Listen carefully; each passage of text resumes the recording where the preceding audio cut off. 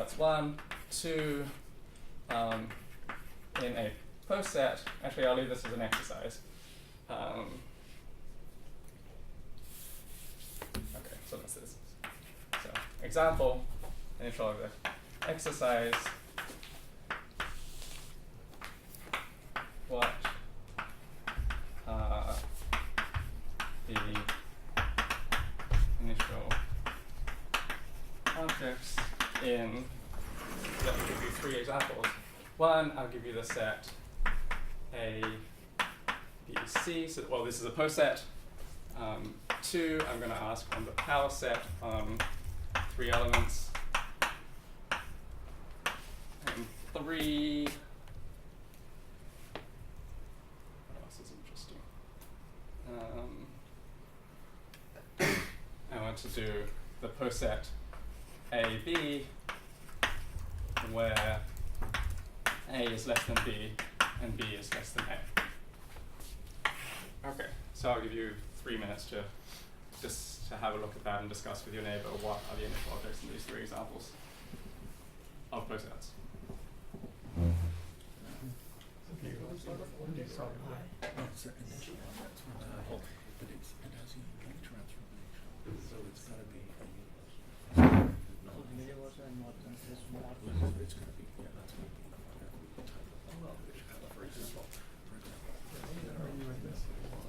Writing it down.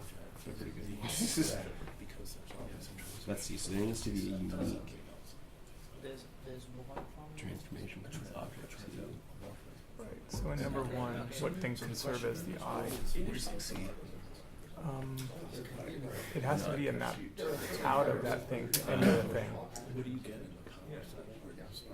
But I mean, that's as far as I understand the objects. So, Right. I guess none of So them. this is Yeah. it's clearly Work. what Do you agree with that? Yes, but if it were reversed, It was reversed. then it would be C. Okay. Yes. right, it's reversed. I think C is called the terminal object. Yeah. Okay, what about 2? Power set of A, B, C. Do you remember what that is? Yes. It would be. Right. That might be, yeah. Okay, does anyone Yeah, want to try to P7 answer? is Let's in start there, from. Right. Let's just start in order. Okay. So I guess What are the initial object is objects the root, here? like post set based on. None. All right, there are no initial objects because there's no objects that's less than every other object. Right. What are the initial objects in this thing? The empty set again, just like in set. Oh yeah. Right? Because the empty set is a subset of every other subset of ABC. Okay, and the initial objects here? Both. Right, both of them are initial objects because, well, I guess formally you should also write out that A is less than A and B is less than B, but that's assumed when you say we have a pre-order or a post set.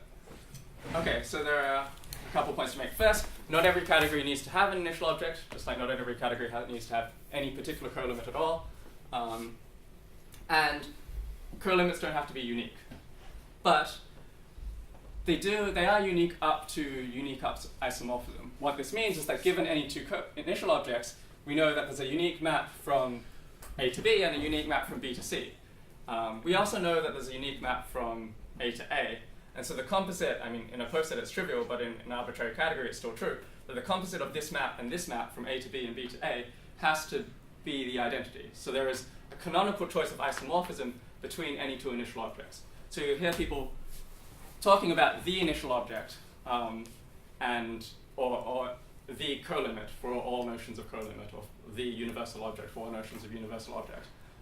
And again, this is sort of an abuse of language because there can be more than one, but because there's a known relationship between them, and that known relationship is so tight, it's an isomorphism, it's really fine to say that they're the same and just talk about the universal object.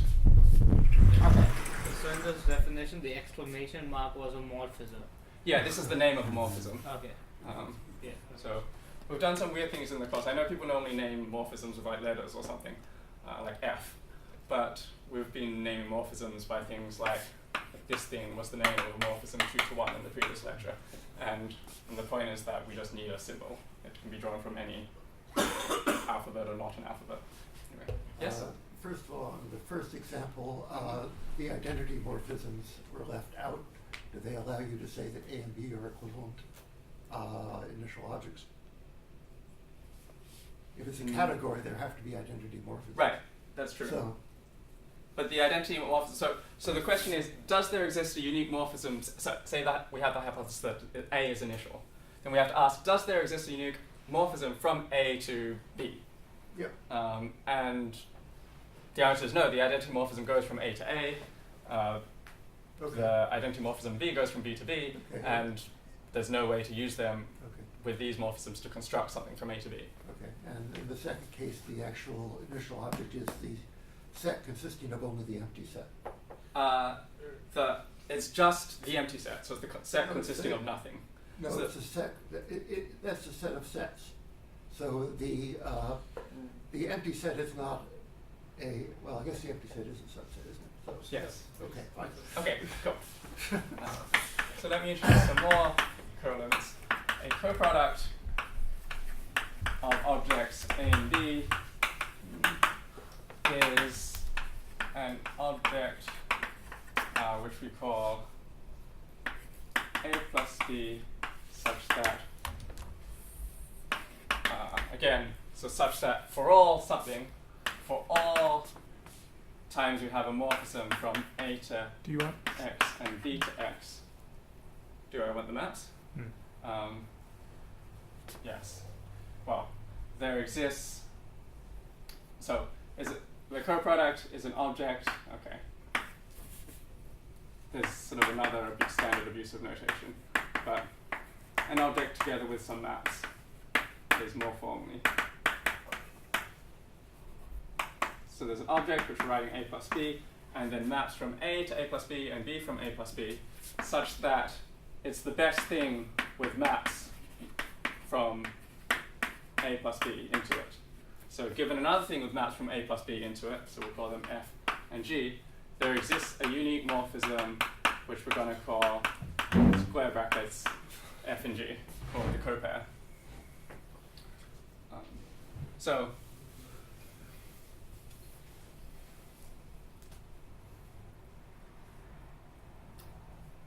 I guess again, A plus, so the coproduct is a thing of this type, such that given another thing of this type, there exists a unique map to compare them.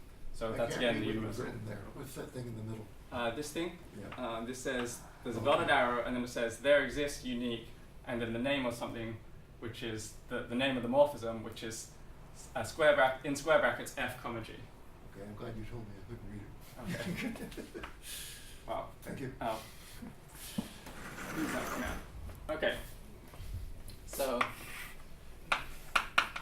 example, in set, let's just take two morphism, yeah, okay. Or take two sets. So this is a 2-element set, this is a 1-element set. And what is that coproduct? Well, to think about it, if we have some other map, if we have some other object down here, and we have a map that says, we'll take, let's just do that. So this is A, this is B, and this is some object X with some functions F and G, right? We're looking for something that no matter what this stuff down here is, there's an object such that we can always take these and get a unique function from that object to this 2-element set down here. So what kind of set would have a correspondence with functions? Well, given two functions, how would that correspond to functions out of another set in a sort of one-to-one way? Well, should have done this before. Disjoint union. Yes, we can take the disjoint union. So this set in particular. Can you erase little stray? Stray bits. That looks like 4 points. Yeah, it looks like 4. Thanks. Ah, okay. So we have maps into this set, and then anytime we define maps from this set and this set, there's a unique map from this set. And what is it? Well, we know where this one goes. It goes there. So, and this one corresponds to this one. So we're just going to send that one to the same thing. Right? Similarly, if we have if we have a map from here to here, then we can get maps from here to here and here to here just by composing, and they correspond in a one-to-one way. But the upshot is that coproducts in the category of sets are just disjoint unions of sets.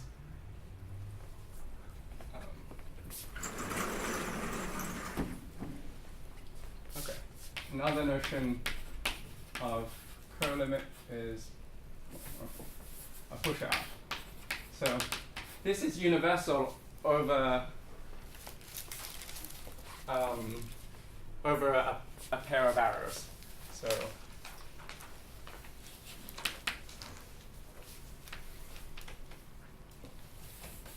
let's see. Definition: the push-out of some pair of arrows that look like this. We'll call this M goes to A and goes to B.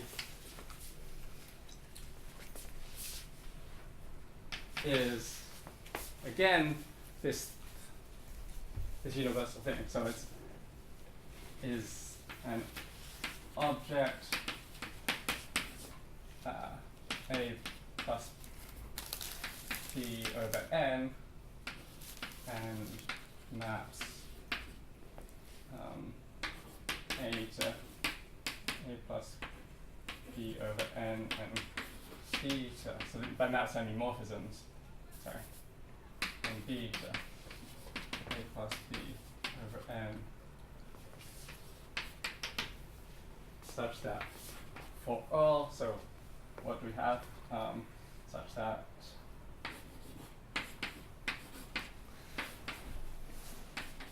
Maybe you want the diagram to commute? yeah, I do.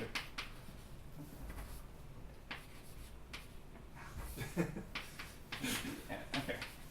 So we have these maps and this square commutes. So a push out is of this thing is a pair of maps like this, such that this diagram commutes, and that for all sort of things of a similar form, so this is the same form as this push out thing, that such that this big square commutes, there also exists a unique map. So I guess we normally do that dot from the push out to this other competing object. So it's the same sort of definition as the rest, but with a more complicated starting point. So it's universal with respect to something a bit more complicated. So why we want to talk about push-outs, though, is that push-outs in finite sets take essentially the transitive closure for us, or something similar to it. So example,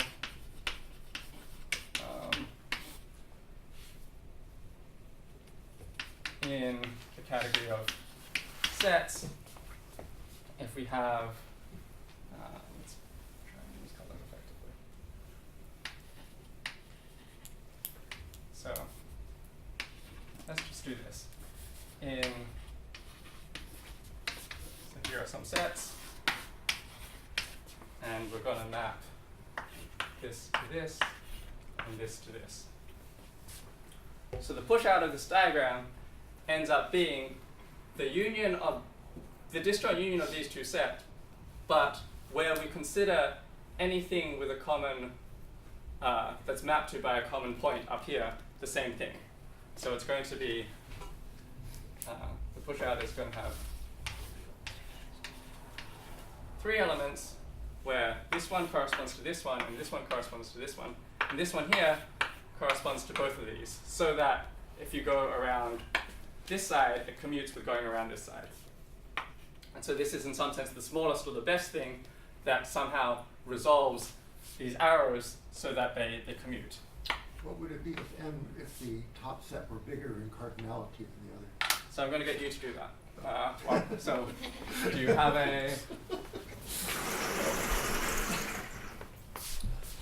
a particular thing in mind that you want to get everyone to do?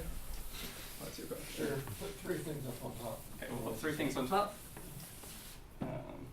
It's an exercise.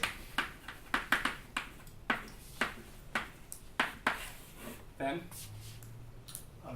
Two things, two sets, two each. Okay, nice.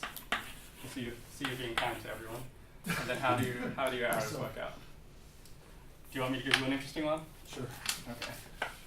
Let's map this one here. This one also here. This one here. And then I'll drop these bars actually, they're not really that useful. And then I'm gonna do don't do that. I had two choices and I made the wrong one. There we are. Okay.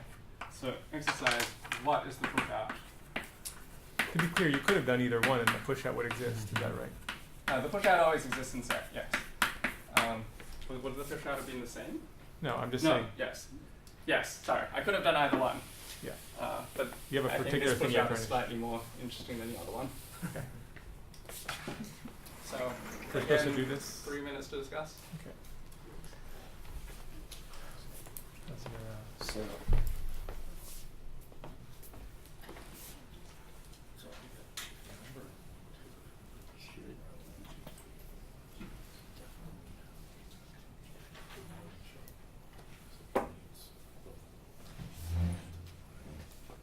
I think, so you always get this by taking the disjoint union and then pushing by some equivalence relation.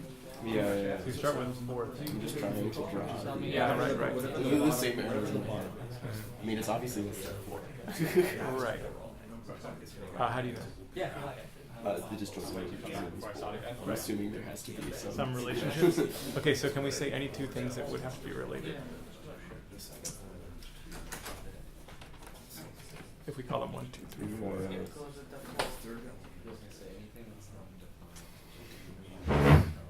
So the left top dot ensures that the first up isomorphism. So it's a 3, I mean, an n dot thing, Yeah. whatever you call it. Yeah.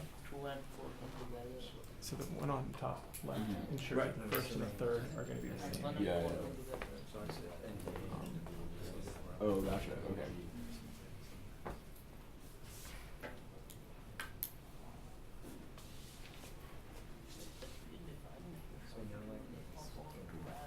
So what is this?